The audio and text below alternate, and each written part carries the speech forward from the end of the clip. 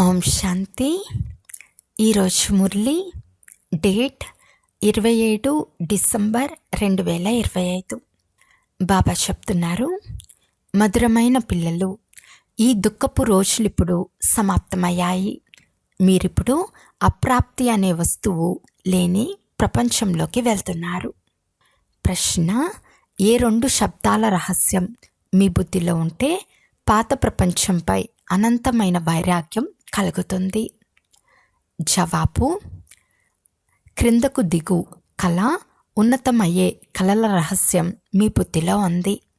అర్థకల్పం మనం క్రిందకు దిగుతూ వచ్చాము.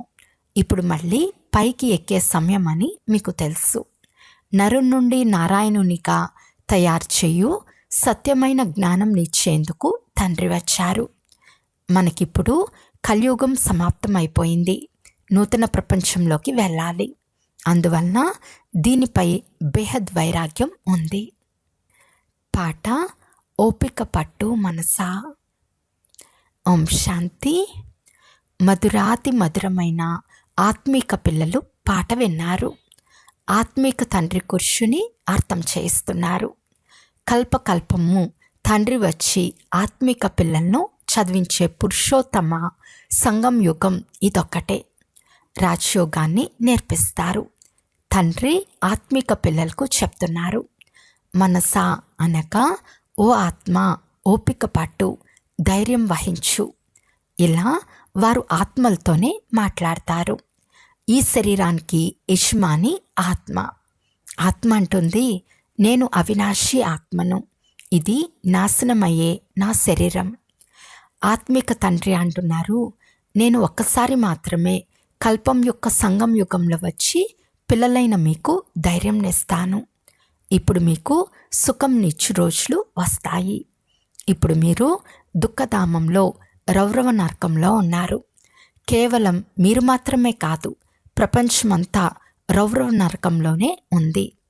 నా పిల్లలుగా అయిన మీరు రౌరవ నరకం నుండి బయటపడి స్వర్గంలోకి వెళ్తున్నారు.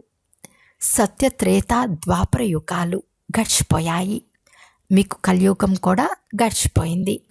మీకు ఇది పురుషోత్తమ సంగం యుగం. ఈ సమయంలో మీరు తమో ప్రధానం నుండి సతో ప్రధానంగా అవుతారు. ఆత్మ సతో ప్రధానమైనప్పుడు ఈ శరీరాన్ని కూడా వదిలేస్తుంది. సతో ప్రధాన ఆత్మకు సత్యుగంలో నూతన శరీరం కావాలి. అక్కడ అన్నీ క్రొత్తవిగా ఉంటాయి. తండ్రి అంటున్నారు, పిల్లలు ఇప్పుడు దుఃఖధామం నుండి సుఖధామంలోకి వెళ్ళాలి. అందుకొరకు పురుషార్థం చేయాలి. సుఖధామంలో ఈ లక్ష్మీనారాయణ రాజ్యం ఉండేది. నరు నుండి నారాయణునిగా అయ్యేందుకు మీరు పురుషార్థం చేస్తున్నారు. ఇది నరు నుండి నారాయణునిగా తయారయ్యే సత్యమైన జ్ఞానము. భక్తి మార్గంలో ప్రతి పౌర్ణమి రోజున సత్యనారాయణ కథ వింటూ వచ్చారు. కానీ అది భక్తి మార్గం. అది సత్యమైన మార్గం కాదు. సత్యమైనది జ్ఞాన మార్గం. మీరు మెట్లు దిగుతూ దిగుతూ అసత్య ఖండంలోకి వస్తారు. ఇప్పుడు సత్యమైన తండ్రితో మనం ఈ జ్ఞానం పొంది 21 జన్మలు దేవీ దేవతలుగా అవుతామని మీకు తెలుసు. మనము దేవతలుగా ఉండేవారము. మెట్లు దిగుతూ వచ్చాము. క్రిందకు దిగే కళ, ఉన్నతమయ్యే కళల రహస్యం మీ బుద్ధిలో ఉంది. ఓ బాబా, వచ్చి మమ్మల్ని పావనంగా చేయండి అని పిలుస్తారు కూడా. ఒక్క తండ్రి మాత్రమే పావనంగా చేయగలరు. తండ్రి అంటున్నారు, పిల్లలు, సత్యుగంలో మీరు విశ్వానికి యజమానులుగా ఉండేవారు. చాలా ధనవంతులుగా, చాలా సుఖంగా ఉండేవారు. ఇప్పుడు ఇక కొద్ది సమయం మాత్రమే మిగిలి ఉంది. పాత ప్రపంచ వినాశనం అతి సమీపంగా ఉంది. నూతన ప్రపంచంలో ఒకే రాజ్యం, ఒకే భాష ఉండేది. దానిని అద్వైత రాజ్యమని అంటారు. ఇప్పుడు ఎన్నో దైత్వములు అనేక భాషలు ఉన్నాయి. మనుషుల వృక్షం పెరిగే కొలిది భాషల వృక్షం కూడా వృద్ధి చెందుతూ పోతుంది. మళ్ళీ ఒకే భాష ఉంటుంది. ప్రపంచ చరిత్ర భూగోళం పునరావృతం అవుతుందని గాయనం ఉంది కదా. మనుషుల బుద్ధిలో ఇది నిలవదు. తండ్రి వచ్చి దుఃఖం ఇచ్చు పురాతన ప్రపంచాన్ని పరివర్తన చేసి సుఖంనిచ్చు నూతన ప్రపంచాన్ని స్థాపన చేస్తారు. ప్రజాపిత బ్రహ్మ ద్వారా దైవీ మత స్థాపన అని రాయబడి కూడా ఉంది. ఇది రాజయోగ విద్య. గీతలో రాయబడిన ఈ జ్ఞానం తండ్రి సన్ముఖంలో వచ్చి వినిపించారు. ఆ గీతను భక్తి మార్గం కొరకు మనుషులు రాశారు. దాని ద్వారా మీరు క్రిందకి దిగజారుతూనే వచ్చారు. ఇప్పుడు మిమ్మల్ని ఉన్నతంగా చేసేందుకు తండ్రి చదివిస్తున్నారు. భక్తిని క్రిందకు దిగే కళకు మార్గమని అంటారు. జ్ఞానం ఉన్నతమయ్యే కళకు మార్గం. ఇది అర్థం చేయించేందుకు మీరు భయపడకండి. ఈ విషయాలను అర్థం చేసుకోనందున కొంతమంది వ్యతిరేకిస్తారు. శాస్త్రాలను చూపి వితండవాదం చేస్తారు. కానీ మీరు ఎవరితోనూ వాదించకండి. వేదశాస్త్రాలు, ఉపనిషత్తులు, గంగా స్నానం చేయటం, తీర్థస్థానాలకు వెళ్ళటం మొదలైనవన్నీ భక్తి కాండమని వారికి చెప్పండి. భారతదేశంలో రావణుడు కూడా ఉన్నాడు. అతని బొమ్మను తగలపెడతారు. ఎవరైనా శత్రువుల బొమ్మను కొంతకాలం కాలుస్తారు. కానీ ఈ రావణుని బొమ్మను ప్రతి సంవత్సరం తగలపెడుతూనే ఉన్నారు. తండ్రి అంటున్నారు, మీరు బంగారు యుగపు బుద్ధి నుండి ఇనుప యుగపు బుద్ధి కలవారిగా అయిపోయారు. మీరు ఎంతో సంతోషంగా ఉండేవారు. తండ్రి సుఖధామాన్ని స్థాపన చేసేందుకు వస్తారు. మళ్ళీ భక్తి మార్గం మొదలవుతూనే దుఃఖితులుగా అవుతారు. మరలా సుఖదాతలు స్మృతి చేస్తారు. అది కూడా నామ మాత్రమే. ఎందుకనగా వారెవరో తెలియదు. గీతలో పేరు మార్చేశారు. మొట్టమొదట వారికి అత్యంత ఉన్నతులైన భగవంతుడు ఒక్కరే. వారిని ఒక్కరినే స్మృతి చేయాలని అర్థం చేయించండి. ఒక్కరినే స్మృతి చేయటాన్ని అవ్యభిచారి స్మృతి, అవ్యభిచారి జ్ఞానమని అంటారు. మీరిప్పుడు బ్రాహ్మణులుగా అయ్యారు కనుక భక్తి చేయరు. మీకు జ్ఞానం ఉంది. తండ్రి చదివించే చదువు ద్వారా మనము ఈ దేవతలుగా అవుతాము. దైవీ గుణాలు కూడా ధారణ చేయాలి. అందుకే బాబా అంటున్నారు, మీరు చాటు ఉంచండి. మాలో ఏమైనా అసురీ గుణాలున్నాయా అని మీకు తెలిసిపోతుంది. మొదట అవగుణం దేహాభిమానం, తర్వాత కామం మహాశత్రువు. కామంను జయిస్తే మీరు జగత్తును జయిస్తారు. ఇదే మీ ఉద్దేశము. ఈ లక్ష్మీనారాయణల రాజ్యంలో అనేక ధర్మాలేవీ లేవు. సత్యుగంలో దేవతల రాజ్యమే ఉంటుంది. మనుషులు కలియుగంలో ఉంటారు. దేవతలు కూడా మనుషులే, కానీ దైవీ గుణాలు కలిగి ఉంటారు. ఈ సమయంలో మనుషులంతా అసురి గుణాలు కలవారు. సత్యుగంలో కామం మహాశత్రువు ఉండదు. తండ్రి అంటున్నారు, కామం మహాశత్రువుపై విజయం పొందటం ద్వారా మీరు జగజ్జీతులుగా అవుతారు. అక్కడ రావణుడు ఉండడు. ఇది కూడా మనుషులు అర్థం చేసుకోలేరు. బంగారు యుగం నుండి క్రిందకు దిగుతూ తమో ప్రధాన బుద్ధి కలవారిగా అయ్యారు. ఇప్పుడు మళ్ళీ సతో ప్రధానంగా అవ్వాలి. అందుకు ఒకే మందు లభిస్తుంది. తండ్రి చెప్తున్నారు, స్వయాన్ని ఆత్మగా భావించి తండ్రిని స్మృతి చేస్తే జన్మ జన్మాంతరాల పాపాలు భస్మైపోతాయి. మీరు పాపాలను భస్మం చేసుకునేందుకు కూర్చుని ఉన్నారు. ఇకపై పాపం చేరాదు. లేకుంటే అది 100 రెట్లుగా అవుతుంది. వికారాలకు వశమైతే 100 రెట్లు ధనం లభిస్తుంది. అలాంటి వారు మళ్ళీ పైకి ఎక్కాలి అంటే చాలా కష్టం. మొదటి నంబర్ శత్రువు ఈ కామము. 5 అంతస్తుల నుండి క్రింద పడితే ఎముకలు పూర్తిగా విరిగిపోతాయి. మరణించవచ్చు కూడా. పైనుండి క్రింద పడినందున ఒక్కసారిగా ముక్కలైపోతారు. తండ్రితో చేసిన ప్రతిజ్ఞ ఉల్లంఘించి అపవిత్రమవుతే అసురి ప్రపంచంలోకి వెళ్ళిపోతారు. ఇక్కడ మరణిస్తారు. వారిని బ్రాహ్మణులని కూడా అనరు, శూద్రులు అని అంటారు. తండ్రి ఎంతో సాక్ష్యంగా అర్థం చేయిస్తున్నారు. మొదట ఈ నష ఉండాలి. ఒకవేళ కృష్ణ భగవాను వాచ అయినా ఆయన్ను కూడా చదివించి తన సమానంగా చేస్తారు కదా. కానీ కృష్ణుడు భగవంతుడు కాదు. అతను పునర్జన్మల్లోకి వస్తాడు. తండ్రి అంటున్నారు, నేను మాత్రమే పునర్జన్మ రహితుడును. రాధాకృష్ణులన్నా లక్ష్మీనారాయణలన్నా లేక విష్ణువు అన్నా ఒకటే. విష్ణువు 2 రూపాలు లక్ష్మీనారాయణులు. లక్ష్మీనారాయణల బాల్యమే ఈ రాధాకృష్ణులు. బ్రహ్మను గురించిన రహస్యాన్ని కూడా అర్థం చేయించారు. బ్రహ్మ సరస్వతులే లక్ష్మీనారాయణులు ఇప్పుడు బదిలీ అవుతారు. వీరి చివరి పేరు బ్రహ్మ అని పెట్టారు. ఈ బ్రహ్మను చూడండి, పూర్తి ఇనుప యుగంలో నిల్చుని ఉన్నాడు.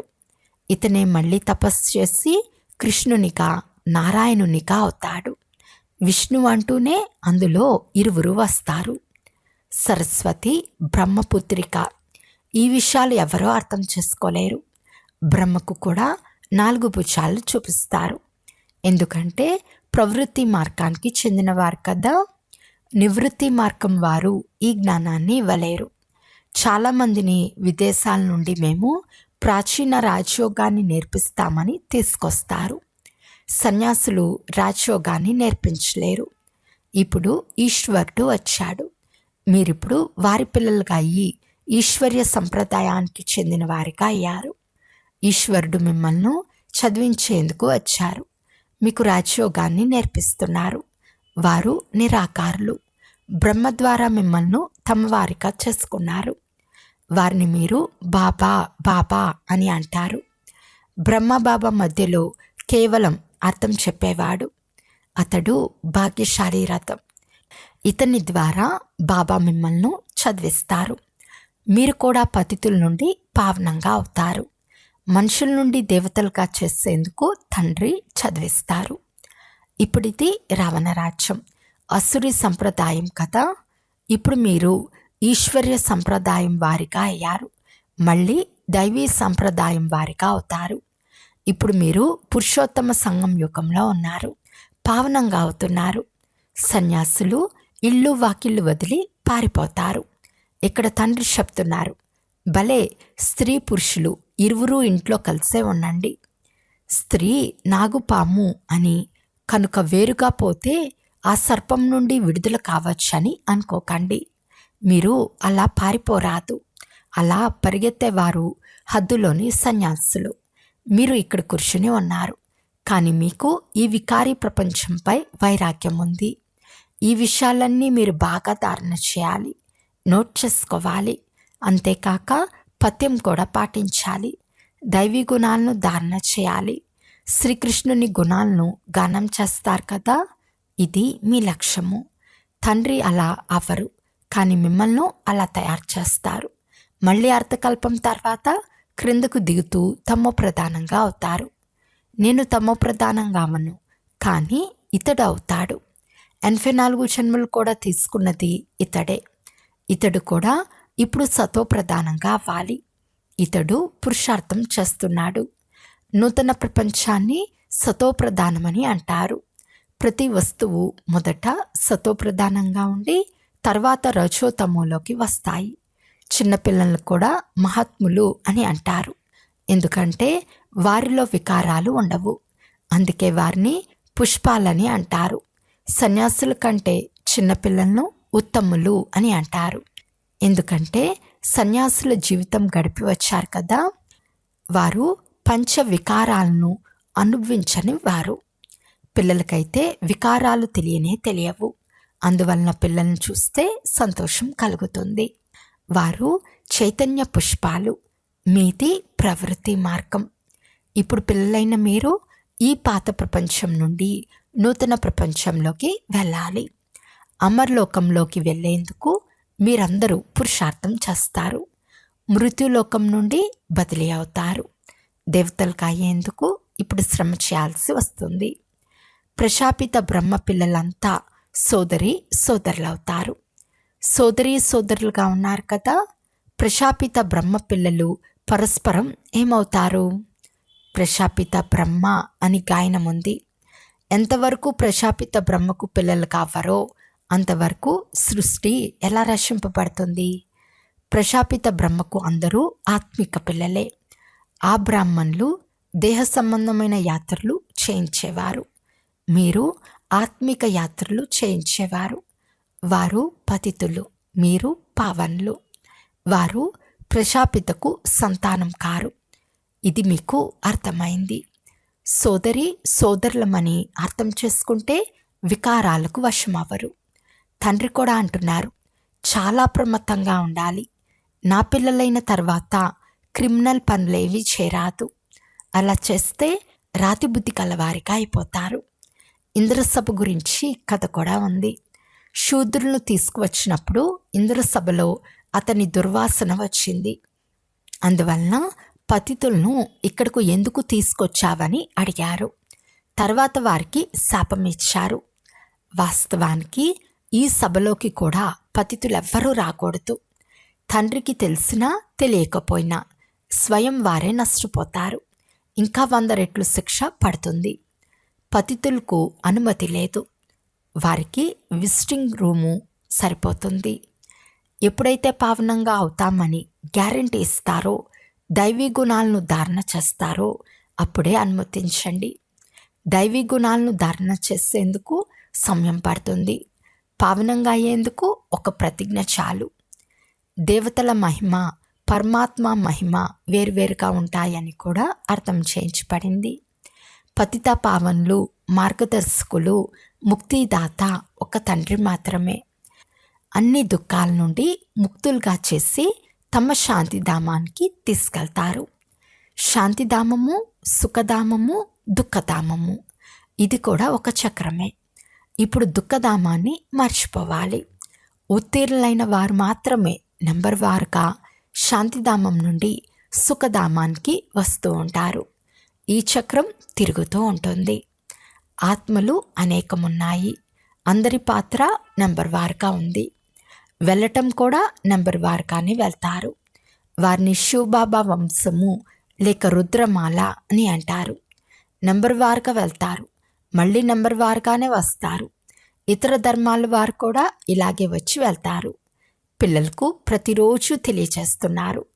పాఠశాలలో ప్రతిరోజు చదవకుండా, మురళి వినకుండా ఉంటే అబ్సెంట్ పడుతుంది. చదువు అనే లిఫ్ట్ అయితే తప్పకుండా అవసరం.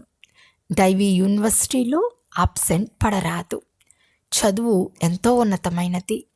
దీని ద్వారా మీరు సుఖధామానికి యజమానులుగా అవుతారు. అక్కడ ధాన్యం ఉచితంగా లభిస్తుంది. డబ్బుతో కొనే అవసరం లేదు. ఇప్పుడైతే ఖరీదు చాలా ఎక్కువగా ఉంది. 100 సంవత్సరాల్లో ఖరీదు ఎంతగానో పెరిగిపోయింది. అక్కడ దొరకని వస్తువు అంటూ ఉండదు. దేనికి కూడా కష్టపడే పని ఉండదు. అది సుఖధామం. మీరిప్పుడు అక్కడికి వెళ్ళేందుకు తయారవుతున్నారు. మీరు బికారుల నుండి రాకుమారులుగా అవుతారు. షౌకార్లు స్వయాన్ని బికారులమని భావించరు. అచ్చా, మధురాతి మధురమైన అపురూపమైన పిల్లలకు మాతాపిత బాప్దాదాల ప్రియ స్మృతులు మరియు గుడ్ మార్నింగ్. ఆత్మిక పిల్లలకు ఆత్మిక తండ్రి నమస్తే. ఆత్మిక తండ్రికి ఆత్మిక పిల్లల యొక్క ప్రియ స్మృతులు మరియు నమస్తే నమస్తే నమస్తే. ధారణ కొరకు ముఖ్య సారము. ఫస్ట్ పాయింట్, సంపూర్ణ పవిత్రంగా అవుతామని తండ్రితో చేసిన ప్రతిజ్ఞను ఉల్లంఘించరాదు. చాలా హెచ్చరికతో పథ్యం ఉండాలి. మాలో ఎలాంటి అవగుణాలు లేవు కదా అని సొంత చాట్ను చూసుకోవాలి. సెకండ్ పాయింట్, ఈశ్వర్య యూనివర్సిటీలో ఎప్పుడూ అబ్సెంట్ అవ్వరాదు. సుఖధామానికి యజమానులుగా అయ్యే ఈ చదువును ఒక్కరోజు కూడా మిస్ చేయరాదు. మురళి తప్పనిసరిగా ప్రతిరోజు వినాలి. ఈరోజు వరదానము. ప్రతి సెకండ్, ప్రతి సంకల్పం యొక్క మహత్వాన్ని తెలుసుకొని పుణ్యఖాతాను జమ చేసుకునే పదమా పదం పతి భవ. పుణ్యాత్మలైన మీ సంకల్పంలో ఎంత విశేషమైన శక్తి ఉంది అంటే ఆ శక్తి ద్వారా అసంభవాన్ని సంభవం చేయగలరు. ఎలాగైతే ఈ రోజుల్లో యంత్రాల ద్వారా ఎడారిని కూడా సస్యశ్యామలంగా చేసేస్తారో, పర్వతాలపై పుష్పాలను పండిస్తారో, అలా మీరు మీ శ్రేష్ఠ సంకల్పాల ద్వారా నిరాశపరులను ఆశావాదులుగా చేయగలరు. కేవలం ప్రతి సెకండ్, ప్రతి సంకల్పం యొక్క విలువ తెలుసుకుని సంకల్పము మరియు సెకండ్ను ఉపయోగించి పుణ్యఖాతాను జమ చేసుకోండి. మీ సంకల్ప శక్తి ఎంత శ్రేష్టమైంది అంటే ఒక్క సంకల్పం కూడా పద్మాపతిగా చేసేస్తుంది. స్లోగన్: ప్రతి కర్మ అధికారి తనపు నిశ్చయము మరియు నషాతో చేస్తే శ్రమ సమాప్తమైపోతుంది. అవ్యక్త సూచన: ఇప్పుడు సంపన్నంగా లేక కర్మాతీతంగా అవ్వాలనే తపనలో ఉండండి. కర్మాతీత స్థితిని పొందేందుకు విశేషంగా స్వయంలో సర్దుకునే శక్తిని, ఇముడ్చుకునే శక్తిని ధారణ చేయటం అవసరం. కర్మబంధనంలో ఉన్న ఆత్మలు ఎక్కడ ఉంటారో అక్కడే కార్యం చేయగలరు. కానీ కర్మాతీత ఆత్మలు ఒకే సమయంలో నలువైపులా తమ సేవా పాత్రను అభినయించగలరు. ఎందుకంటే వారు కర్మాతీతంగా ఉన్నారు. వారి వేగం చాలా తీవ్రంగా ఉంటుంది. సెకండ్లో ఎక్కడకు కావాలి అంటే అక్కడకు చేరుకోగలరు. ఇప్పుడు అనుభూతిని పెంచండి. అచ్చా. ఓం శాంతి.